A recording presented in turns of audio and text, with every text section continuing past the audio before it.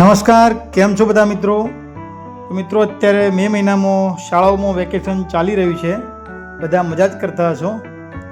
તો અત્યારે વેકેશનમાં મારી બે મોટી દીકરીઓ વતનમાં છે, પરંતુ નાનો ભૈલો અમારા જોડે છે, એટલે કે મારી વાઈફને મારા જોડે છે અહીંયા લુણાવાડા નોકરી ઉપર, કેમ કે અમારે કોર્ટમાં રજાઓ હોતી નથી. પરંતુ ભૈલાને અહીંયા ફાવતું નથી એકલું, એટલા માટે આજે સવારમાં જ એને મને કહ્યું હતું કે પપ્પા મારે ઘરે જવું છે દીદીના જોડે. તો જુઓ આજે એને હું મૂકવા માટે આવ્યો છું લુણાવાડા બસ સ્ટેન્ડ, કેમ કે મારે રજાઓ નથી, પણ એની મમ્મી અને એ બે જણા ઘરે જશે સિસરાણા, અહીંથી લુણાવાડાથી ખેરાલુ બસમાં બેસીને. તો જુઓ કેટલો ખુશ દેખાય છે એ કે આજે ઘરે જવાનું છે. મિત્રો, વતન વિશે ઘણા લેખકો ઘણા કવિઓએ લખ્યું છે, અને મારી મમ્મી પણ મને પહેલાં અવારનવાર ઘણીવાર કહેતી કે ગમે ત્યાં જાઓ પણ ધરતીનો છેડો એટલે ઘર.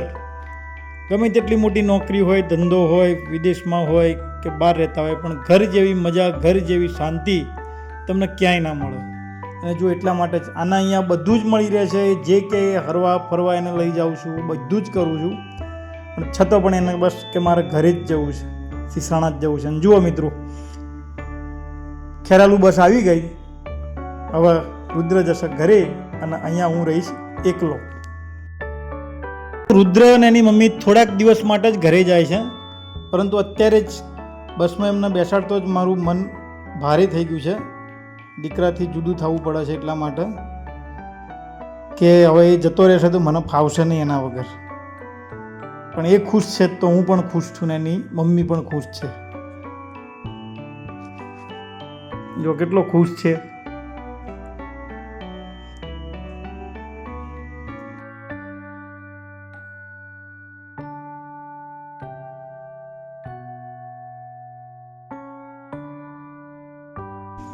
મિત્રો, બાળક નાનું છે પણ એનામાં પણ સમજણ બહુ હોય છે. જુઓ જતાં જતાં મને શું કહે છે કે પપ્પા મમ્મીએ ટિફિન આપ્યું છે, બપોરે ટિફિન ખાઈ લેજો.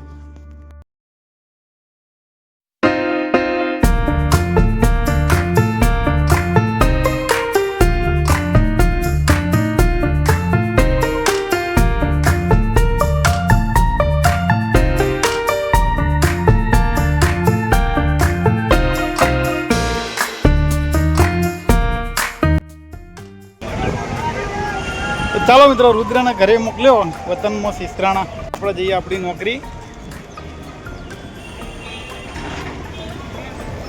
ચાલો. જો હવે રુદ્રની સફર ચાલુ થઈ ગઈ લુણાવાડાથી ખેરાલુ સુધી. રસ્તામાં માલપુર બસ સ્પોટ પર ગાડી ઊભી છે, તો રુદ્ર ઘંટડી રમે છે. હવે માલપુરથી બસ ઉપડી.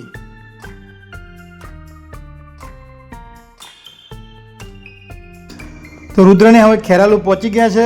મારો નાનો ભાઈ દીપક એમને રિક્ષા લઈને લેવા આવે છે, એની રાહ જુએ છે રુદ્ર. તો જો જેવી કાકાની રિક્ષા આવી એવો એની મમ્મીના પહેલો જઈને રુદ્ર અંદર ગોઠવાઈ ગયો. તો મિત્રો, ખેરાલુથી સિસરાણા જતો રસ્તામાં આવ્યું છે શેભરિયા ગોગાધામ, જે ગોગાજીનું બહુ પ્રખ્યાત ધામ છે. ઘણી બધી પબ્લિક અહીંયા દર્શન કરવા આવે છે, અને પવિત્ર સરસ્વતી નદીના કોંઠે આવેલું આ મંદિર છે.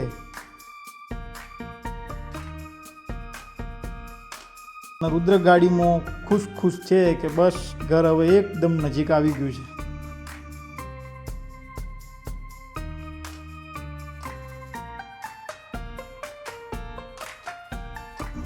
અને ફાઇનલી મિત્રો, સાંજે 5:30 વાગે રુદ્ર ઘરે પહોંચી ગયો છે, અને જેવો ગયો એવો સીધો જ માટીમાં રમવાનું ચાલુ થઈ ગયું. તો મિત્રો, આ જે માટીમાં રમવાની બાળકોને મજા છે ને, એ મજા એમને કોઈ મોટા બગીચામાં કે કરોડો રૂપિયા ખર્ચવાથી પણ આવી મજા ના મળે. જો કેટલો ખુશ છે ઘરે જઈને ઘરની માટીમાં રમવાથી. બિંદાસ એકદમ અલ્લડ મજા આવી ગઈ છે કે ઓહો હું ઘરે આવી ગયો, મારા વતનમાં આવી ગયો. તો મિત્રો, આ છે વતનનો પ્રેમ, આ છે માની મમતા.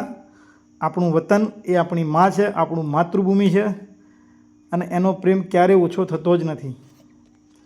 જો મારું નાનું બાળક છે આવડું, પણ એ પણ વતનમાં જઈને કેટલું ખુશ છે. જે અહીંયા લુણાવાડામાં એને મજા નથી આવતી, એટલી મજા એને અહીંયા ઘરે જઈને આવી કે કેટલો ખુશ દેખાઈ રહ્યો છે. એક નાના બાળકની પોતાના વતન, પોતાના માતૃભૂમિ માટેની ઝંખના, એ માટેનો આ વ્લોગ હતો મિત્રો. મારો વ્લોગ ગમે હોય તો લાઇક શેર કોમેન્ટ કરજો, સબસ્ક્રાઈબ કરજો.